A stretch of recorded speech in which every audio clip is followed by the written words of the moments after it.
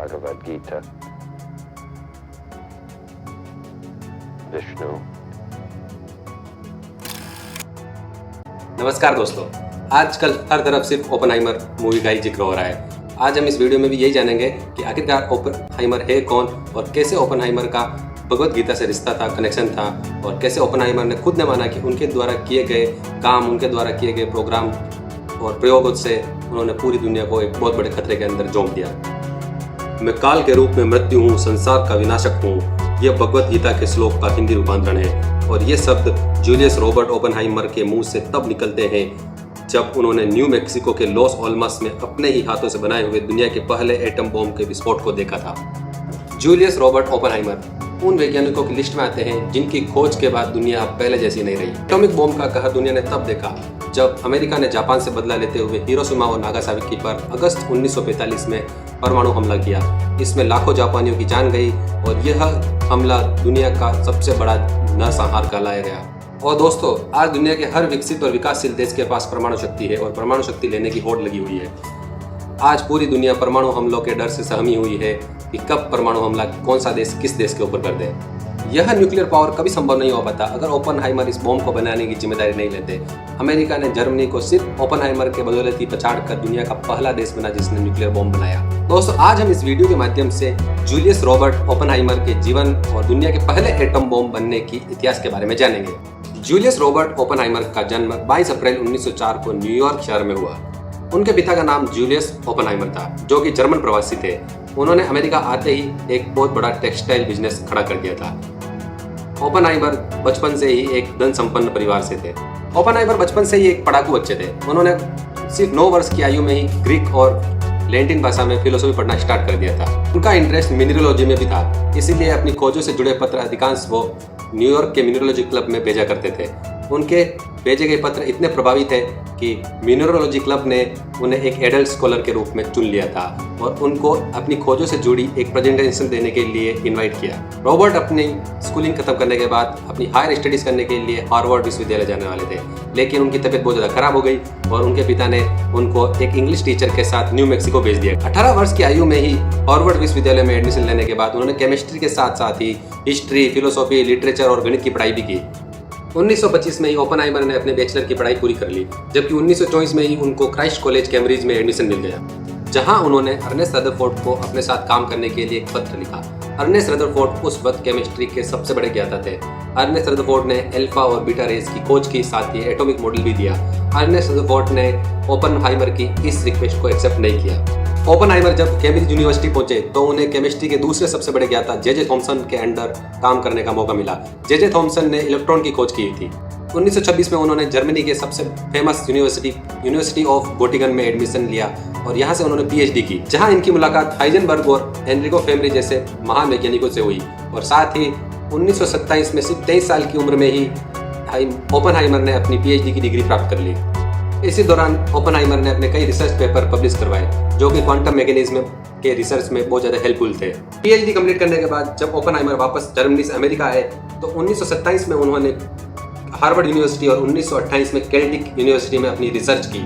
इसी बीच ओपनहाइमर की दोस्ती लाइनस कार्ल पॉलिंग से हुई। कार्ल और ओपनहाइमर जब एक रिसर्च कर रहे थे तब कार्ल को पता चला कि उनकी वाइफ का अफेयर ओपनहाइमर के साथ चल रहा था और इसी वजह से उन दोनों के बीच की दोस्ती खत्म हो गई। अपनी रिसर्च के बाद उन्होंने केल्टिक यूनिवर्सिटी में प्रोफेसर की जॉब ली। 1930 में उन्होंने अर्नेस्ट लॉरेंस के साथ काम किया और इसी के साथ उनको प्रमोशन मिला।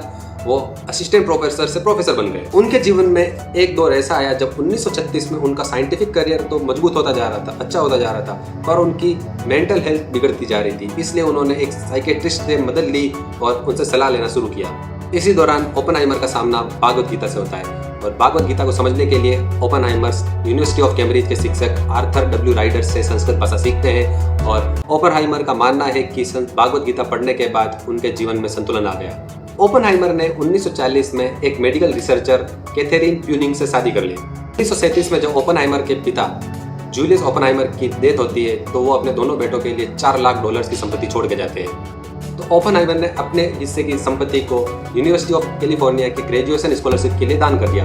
इससे आप उनकी कम्युनिस्ट सोच का अंदाजा लगा सकते हैं। परंतु दोस्तों, जब रशिया में स्टेलिन ने अपने जुल्मों को बढ़ाया तो ओपेनहाइमर का विश्वास कम्युनिज्म से उड़ गया और वह अपने साइंटिफिक थ्योरीज में व्यस्त रहने लगे। 1939 में सेकंड वर्ल्ड वॉर चालू हो चुका था और अब वक्त आ गया था ओपेनहाइमर के सबसे बड़े प्रोजेक्ट द मैनहट्टन प्रोजेक्ट का। द मैनहट्टन प्रोजेक्ट शुरू होने से पहले ही जर्मनी ने अपने यहाँ बॉम्ब बनाने की तैयारी शुरू कर दी थी।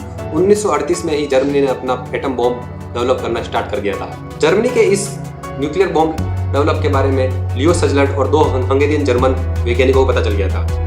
उन वैज्ञानिकों को पता था कि अगर जर्मनी बॉम्ब बना लेता है तो दुनिया को बर्बादी से बचाने से कोई नहीं रोक सकता। इसलिए उन्होंने यूएस प्रेसिडेंट को इस बारे में इन्फॉर्म करने का सोचा, पर उनको डर था कि कहीं उनके लेटर को व्हाइट हाउस में इग्नोर न कर दिया जाए। ऐसे में उन वैज्ञानिकों ने जर्मनी के महान वैज्ञानिक अल्बर्ट आइंस्टाइन को इसके बारे में खबर डी, जो खुद यहूदी थे और हिटलर के डर से अमेरिका आकर रहने लगे थे। जब आइंस्टाइन को इस न्यूक्लियर बॉम्ब के बारे में पता चला तो उन्होंने US president Franklin D Roosevelt को एक पत्र लिखा और इस पत्र में न सिर्फ इस न्यूक्लियर बॉम्ब के बारे में बताया, जबकि उन्होंने ये भी बताया कि सिचुएशन से कैसे डील की जाए। 2 अगस्त 1939 को आइंस्टाइन के लेटर, 1 सितंबर 1939 को जर्मनी द्वारा पोलैंड पर अटैक और सेकंड वर्ल्ड वॉर की शुरुआत ने अमेरिका को जर्मनी की चाल पर सोचने पर मजबूर कर दिया, जिसके बाद प्रोजेक्ट मैनहट्टन पर तेजी से काम शुरू हुआ। आइंस्टाइन के लेटर के बाद यूएस प्रेसिडेंट ने न्यूक्लियर बॉम्ब पर रिसर्च के लिए अमेरिका के जनरल लेस्ली गोब्स को इजाजत दी। इस प्रोजेक्ट का नाम मैनहट्टन इसलिए रखा क्योंकि इसकी शुरुआत मैनहट्टन सिटी से हुई थी।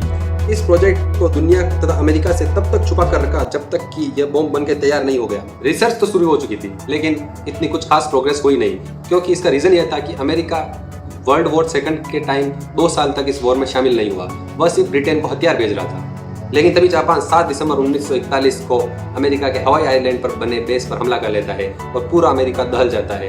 इसी अटैक के बाद अमेरिका सेकंड वर्ल्ड वॉर में शामिल हो जाता है। अब अमेरिका न्यूक्लियर बॉम्ब बनाने की गति को तेज कर चुका था और जून 1942 में ओपेनहाइमर को वैज्ञानिक के तौर पर चुना, क्योंकि उस वक्त अमेरिका में न्यूट्रॉन और न्यूट्रॉन से निकलने वाली एनर्जी की खासी जानकारी रखने वाले सिर्फ ओपेनहाइमर ही थे और ओपेनहाइमर 15 वैज्ञानिकों की टीम को लीड कर रहे थे। इस प्रोजेक्ट में ओपेनहाइमर का साथ कई बड़े वैज्ञानिकों ने दिया और 1,30,000 वर्कर्स ओपेनहाइमर के अंडर में काम कर रहे थे। उस वक्त अमेरिका में यूरेनियम 235 नहीं था और उन्होंने अपना बम प्लूटोनियम से बनाया। प्लूटोनियम सेम वही एनर्जी जनरेट करता था जो यूरेनियम 235 जनरेट करता था और प्लूटोनियम की खोज अमेरिका में की गई थी। अगर ये खोज अमेरिका में नहीं होती तो अमेरिका कभी अपने एटॉमिक बम को नहीं बना पाता। एटॉमिक बम की टेस्टिंग के लिए न्यू मैक्सिको के लॉस एलामोस को चुना गया, क्योंकि यह बिल्कुल बंजर इलाका था। इस टेस्टिंग को ट्रिनिटी का नाम दिया, जिसका मतलब था गॉड।